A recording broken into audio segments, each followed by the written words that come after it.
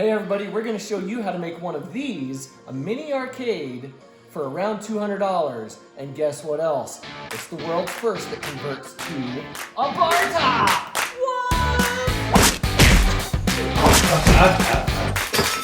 What? On this very first episode, we're going to be building our very first retro 80s arcade.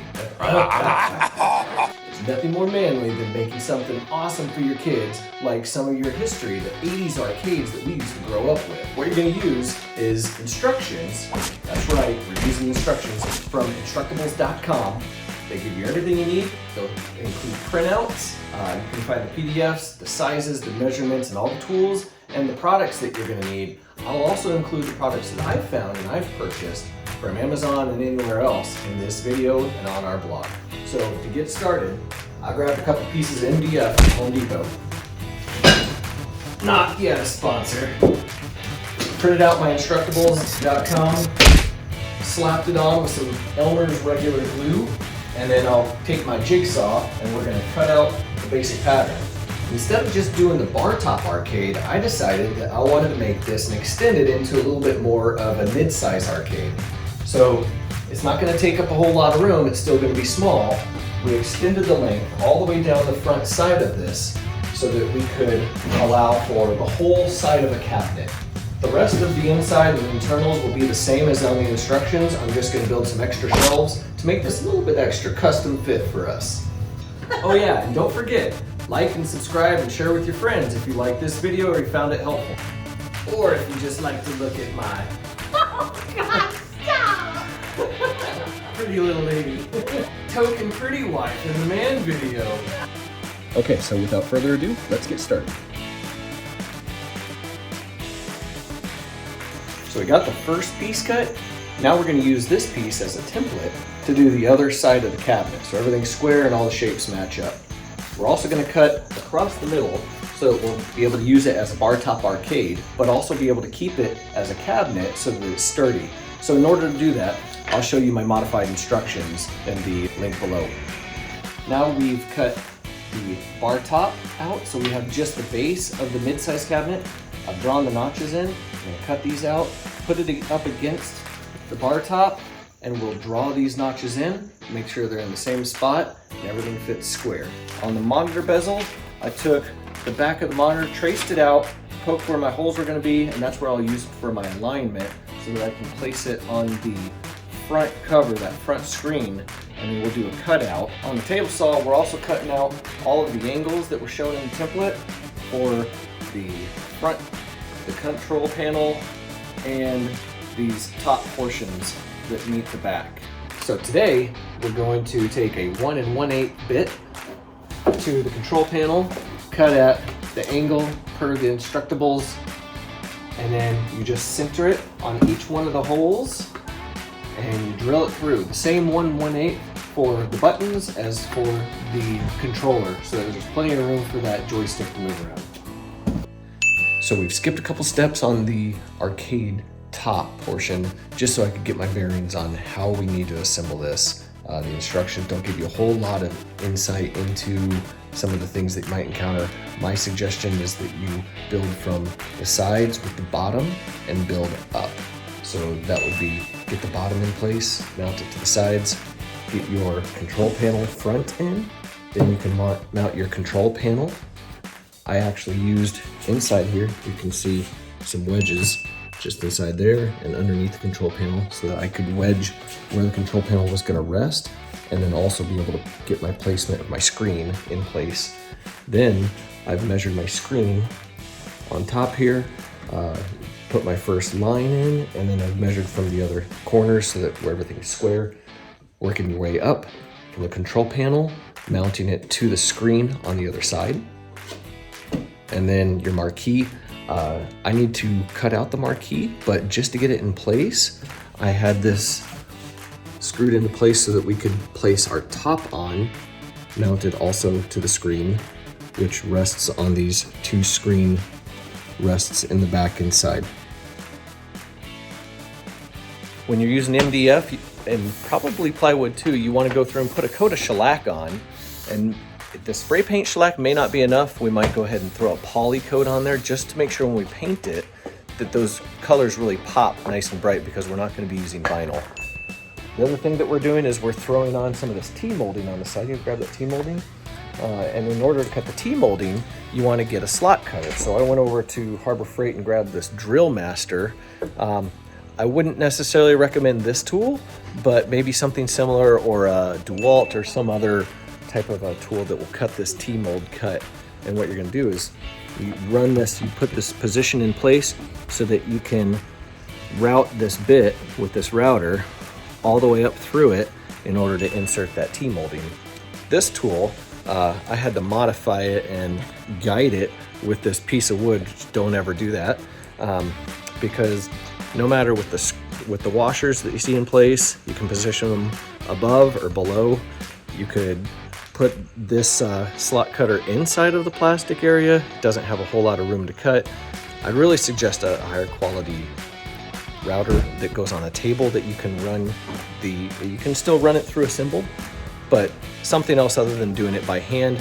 I also had to tape it with duct tape, because every time you power the unit, the sucker just falls right down and it loses its position. So again, don't buy a Drill Master, buy something else, and get your T-molding cut in place so that you can have the T-molding wherever you'd like to have it. Okay, next is paint. We are out painting the arcade. We did go ahead and apply a coat of poly after we did the spray paint shellac, because the spray shellac just wasn't enough with this MDF. It just sucked it up like it was thirsty.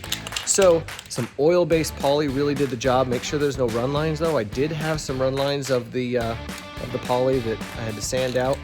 And so, and then we're using wonderful, actually, sorry, not.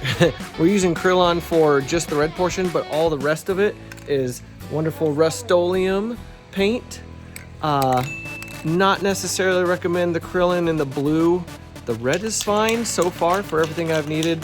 It had some different reviews. You can look for yourself. Rust-Oleum though is the way to go. It is a little bit more watery than the Krylon Color Max, so make sure you shake it up really well. You spray a little bit more at a distance so that you're not getting any runs. You can take a paintbrush. You don't want to get the run. Yeah. I would recommend for a job like this to get smooth lines, a purdy little paintbrush. You want some crisp lines, and purdy is the only one that's not going to lose some of its bristles on the paint job itself. So there we have it, and we'll come back when we have all of the pieces assembled. Okay, next we're going to look at the hardware configuration. I've got a left controller and a right controller, and you can see in the rear terminal, we've got 4 sets of USB plugged in. I've got the power for the USB and the 3.5mm jack that powers my speakers, because my speakers are lit speakers. They've got an LED on them. I've got the 2 USBs for the controllers. There's a left set of controllers and a right set of controllers. Each one of those are plugged into my USB 3 ports. I'm using a Pi 4. If you're using a Pi 3, you have just a little bit differentiating ports, at least on the HDMIs. My Pi 3 is in the other garage. I don't recall exactly what's on there, but as far as the HDMI is concerned, the Pi 4 uses a micro HDMI. Make sure when you're ordering your cables, you get the micro HDMI, not a mini HDMI. There's a difference. On this terminal, on this arcade, I've got a DVI monitor instead of an HDMI. I would have preferred, and it is a lot easier to use an HDMI terminal. And the last USB that I'm using on this arcade is for my lights. Plug them in separately, one at a time. Configure your controllers. What you do is you go into the start. This is start, select. Start, select. Same thing here, start, select is first player, and select this coin. A, B, X, Y, left, right. Then you go in to configure your inputs, and that's what's going to allow you to configure your inputs. You can do it just with the controllers when you start this up.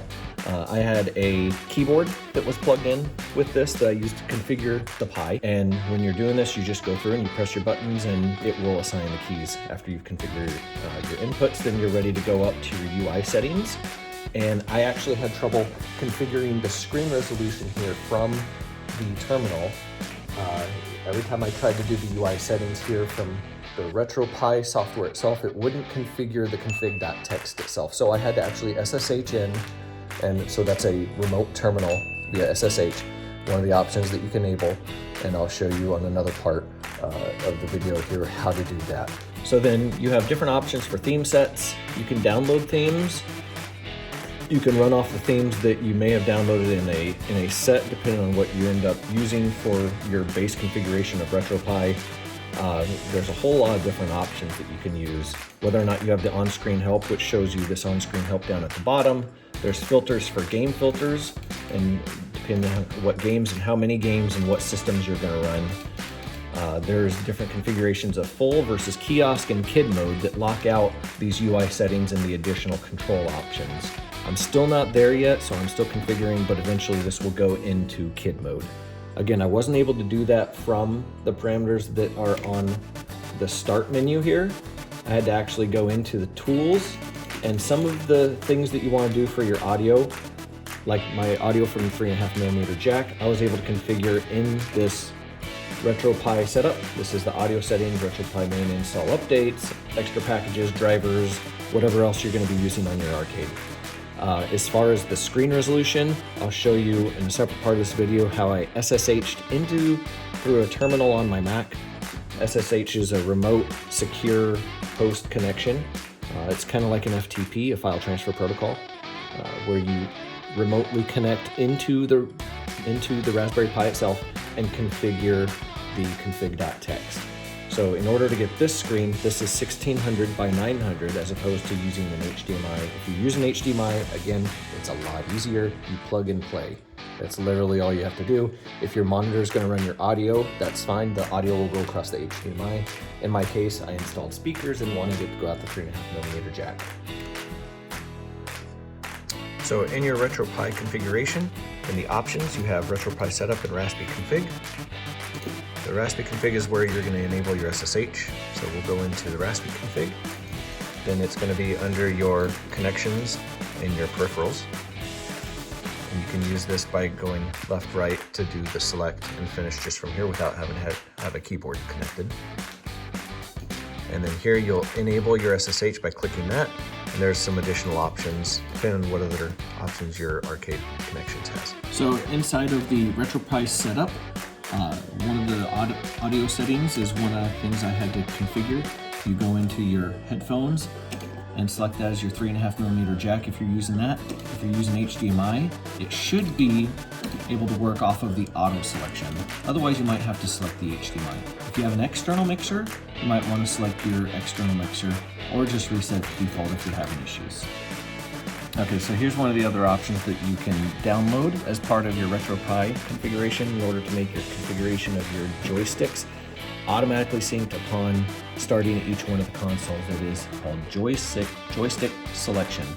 You install that guy, and then you'll see in the bottom left portion of your screen on each of your game systems or your video games that it will start up and configure the joystick that you've already set. But make sure that you've already configured the inputs for your left and your right controllers, and then this joystick selection will go ahead and sync that for you. If you want to configure your Bluetooth, you can use external controllers like your Xbox and PS4 controllers. You can register and connect those Bluetooth devices from here, and it will search, find your Bluetooth devices, and add them. So that's the perfect way to add additional controllers without having to have an external USB port if you already have Bluetooth controllers sitting around the house. Okay, everybody, I'm pretty excited because I have a finished arcade now. We have the backlighting, that's LED strips installed behind my marquee. My marquee's cut from a Cricut machine with the vinyl using the Supercade font of Mario font. You can find that online. All of the things that I've purchased and everything that I've used for this arcade, I will link in the video below here on the YouTube. Otherwise, you can find it out on Arcade Junkies or on some of the other websites, Instructables.com, that give you some specifics, or wherever else you might find some details. I am using a theme that I found from the folks over on Arcade Junkies. This guy is called Hersty's, and there's a set of themes out there you can use and different things depending on what you want to use your RetroPie for. Otherwise, it's a fully finished cabinet, It's all hand painted. We've got the stickers on the side. These are just stickers that are applied. That helped cover up some of the screw holes. Other screw holes we had a little bit of paint on. I haven't done any other touch-ups. On the back face, I need to finish the rear panel. I've got the rear panel here for the cord to be cut out. I would like in the future to get a hole in the back side of it. And so I'll put some vents in the back and then a hole that will have a pass through. So I'll have a power connector that the power plug will run into the back, and then there'll be a separate power to the rear. Really not a lot to this cabinet. It was mostly in the build. You got a monitor, you got some LED lights, runs off one power plug, and it's got 3 plugs. I'm not using anything else, but I have expansion for the future in case I want it. I'm thinking about adding the Wii into here so that we can use the screen for the Wii. Then I would just need to add a placement for the control bar. Otherwise, the pie and all the buttons have been taken up off of the bottom because I think that over time arcade cabinets tend to collect a little bit of dust, so this will make it easy to vacuum. Otherwise, I think we are good to go. It's a finished cabinet and the kids are gonna love it for Christmas. Hey everybody, we hope you like this video. If you find it useful or if you want to share it with your friends, please like and subscribe down on YouTube. You can find us on social media at Facebook or Instagram /McCorkleLife or on our website, McCorkleLife.com under the Bobby McManley section. See you guys on the next episode.